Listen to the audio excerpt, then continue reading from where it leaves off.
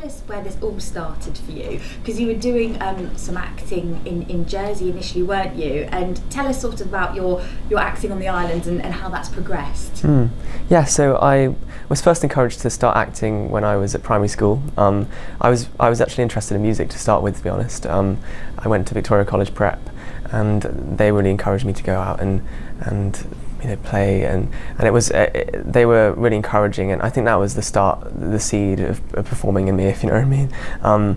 So after that, I was then kind of inspired by a man who came in advertising West End Experience, who I later became really good friends with, Dominic Ferris, and he recommended I try out West End Experience, which is a musical theatre summer course that they do in the island, and it's really wonderful for young kids to be able to perform on a big stage and experience that, working with professionals. And I went and did that, and the first time I did it, I think I felt slightly sort of not very confident in doing it, but I think I sort of really enjoyed being on the stage, and that's sort of set the seed for acting, I guess. So yeah, I think that's probably where it started. And so you were doing all this fantastic West End Experience, you knew this is what you wanted to do, and tell us about how this opportunity came about for Harry Potter. Yeah, so it was posted on an open casting call, which is basically Pottermore puts it on their website saying we need young actors, and that was put out nationwide really, and everyone sent in headshots, and that's basically a picture of yourself to these casting directors, and they'd then sort of select it from there. I mean, I heard that it was about 100,000 other young people obviously going for these small amount of parts, and so it was incredible to get a call back for that. Yeah, so the callback was they sent me requirements to do a self-tape, which is basically you film yourself doing a scene, and I sent that off. It was quite quick, so I had to do it in about an evening, and then I got a call back for a live audition with the director. So yeah, it was really exciting. And tell us, going to that live audition, we spoke about it before, you said sort of you felt that the part was yours, and it really sort of developed from there. Tell us about what you were feeling walking into your first sort of live audition. Yeah, I think it was quite a long wait beforehand, so I had about 2 hours of sitting in this room, and I think for me that was very nerve-wracking, but also very peaceful for you as an actor to kind of think about what you're going to do. So I think that was really helpful for me, is that I had so much time to kind of get into that place where I was ready, that when I walked in there, it just kind of felt like I was just kind of in a different world, but I wasn't me, I was this kind of character at that point. So I think that was really helpful to have that kind of time to sort of relax. Yeah. And your family are also from the sort of musical background. How do they help you sort of prepare for this the audition of your life? I guess because it was so sudden, I just kind of was chucked into it, which I think sometimes the best thing about these kind of auditions is that often if something is right, or if it comes slightly more naturally. So I felt when I went into the audition, it felt like it wasn't a struggle to kind of bring it out. So obviously going onto a set, and obviously I learned huge amounts. I think it was a massive learning curve for me, but I think you just kind of learn as you go. I think that's how it works, I guess. You're just chucked into this massive film set, and you've just got to pretend that you know what you're doing. Fantastic. And tell us a bit about your character. My character, so Newt Scamander is a magizoologist, which is basically he cares for magical creatures, and he's a very introverted. He's not a people person, so he gets on with his creatures very well, and he's very happy in his own company. So I think, yeah, that's Newt. He's a very special character because he does care about people in the same way he does about animals, but it's just a very sort of strange, not kind of conventional way of him sort of dealing with this. So in this film, you get glimpses of Newt's kind of strange ways of falling in love, and I think and I think that comes through with Eddie's incredible portrayal, and hopefully seeing a glimpse of him back at Hogwarts, you see where it all started and how he became the man he goes on to become. And when you're on sets, sort of, you know, tell us about what it was like. And you say you sort of had to not pretend what you do, obviously you knew exactly what you were doing, but sort of learning. It felt like that. But you said about Eddie Redmayne, and tell us about what it was like on set, really. Yeah, so on set it was incredible. The intricacies to everything, like the detail, so the props and the massive sets that they build, it was very encompassing. So even though there was a lot of use of CGI, you have a lot to work with as an actor, which is incredibly useful. So it was lovely to come onto set and meet everybody.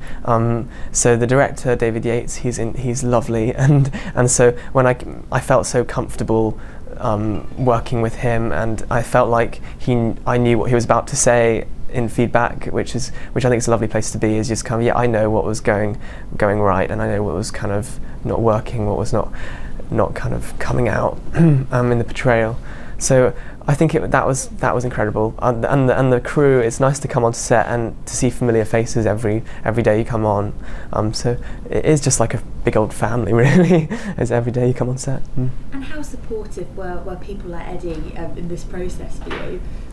Yeah, so Eddie's the most wonderful, friendly man. I mean, I got to meet him on set, and he took a day out of his schedule to come and say sort of and give me a sort of insight into Newt's character. So I sat in his trailer, and he told me all about himself, and you know and it was lovely to understand his process as an actor, because he is one of my sort of I admire his work incredibly.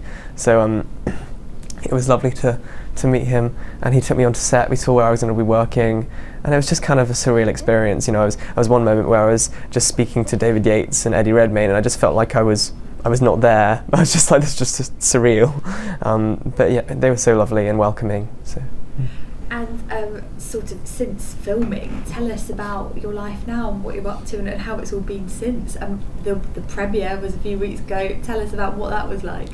Yeah, it's quite a lot to take in. Obviously, being out in the media, and I'm really glad that everyone can see it, and I think it's lovely that I can kind of chat about it now, because it was a secret for such a long time that it's kind of felt like, even now I don't feel like I can kind of talk about it, but I can, so it's amazing.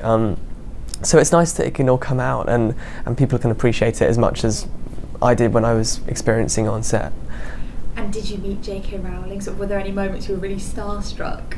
I think, yeah, I met J.K. Rowling at the wrap party of the movie, and she's an incredible person. I mean, to be honest, that was probably the moment I was starstruck, because she is the creator of the whole world.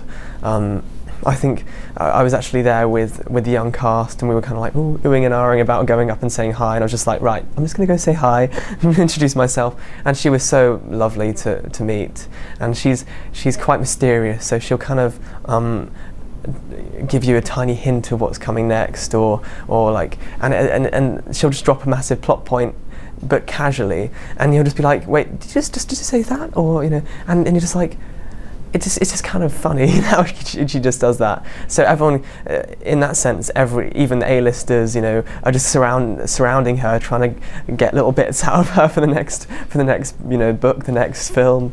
So it's quite incredible. And do you think that's something you may be involved with, sort of in the future? I don't know. That's one thing they wouldn't say. I'd love to be part of it, but you know, that's not in my control. Yeah. And what's next for you? So you're currently studying at art school at the moment. Just tell us about what you're up to. Yeah, so I'm studying at a performing arts school. I'm doing a musical theatre course actually, so I'm continuing to do dancing and singing and acting. So which is really nice, because it means that it's quite different from working on a film set. So I'm kind of working on developing my skills further. So that means when I get another audition, that I'm kind of more rounded and have a wider, versatile stretch to therefore like put into the characters that I need to do, because you get loads of different type of auditions coming in with different accents, with different kind of you know, different kind of personality traits. So I think it's just making sure that I have life experience, and so I can come about parts in the best way possible, I guess. And it's the Jersey premiere tonight. very exciting. What's it like to be able to bring this bit of magic back to your home? It's really lovely to bring it back. It's been such a surreal experience, and seeing all the fans in London was just amazing. They came from all around the globe, Brazil and Hong Kong and China. It's incredible to see the fans, but to bring it back home and to sort of see it amongst family and friends and people who have helped me develop as an artist here is just so lovely, because it just feels like I'm kind of seeing it with a Jersey family, if you know what I mean.